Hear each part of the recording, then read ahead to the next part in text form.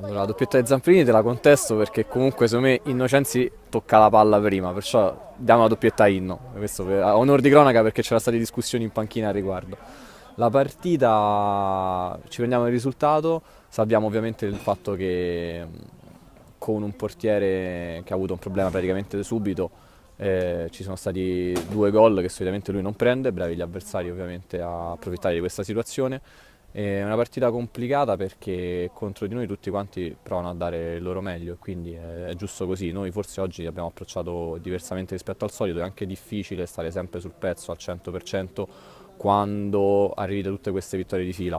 Parlavo adesso con Maurizio, lui vorrebbe tutte vittorie, tutto bel calcio, tutti 7-0 e ci sono sempre anche gli avversari, delle volte riesci tu a metterti in tasca e altre volte invece riescono a crearti delle difficoltà oggettive come stasera.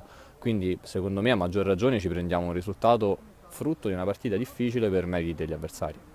Ma guarda, da questo punto di vista ultimamente si pensa più a continuare a vincere partita per partita. Pensare alla giornata in cui potrai vincere la regular season ancora non è uscito come discorso, anche perché il finale di calendario del Cotton non è facile. Ci sono una serie di scontri diretti, vabbè, non ultimo ovviamente quello della 30esima giornata proprio contro la Golbet. Si spera ovviamente che a quella giornata, visto il vantaggio che abbiamo accumulato in questo periodo, si riesca già a stare tranquilli.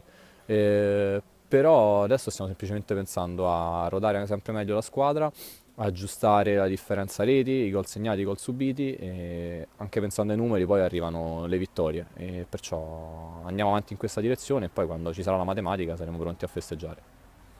E alla Stella stiamo un po' sovvertendo la nostra abitudine, cioè ce ne sono state le prime stagioni in cui abbiamo avuto difficoltà sul campo così piccolo, invece ultimamente tocchiamo ferro, le cose stanno andando meglio. Bacci ha una qualità, il fatto che il loro gruppo ha dei momenti di difficoltà da cui è sempre riuscito ad uscire e anche quest'anno lottano contro una stagione magari al di sotto di quelle che erano le loro aspettative, perciò saremo pronti anche lì.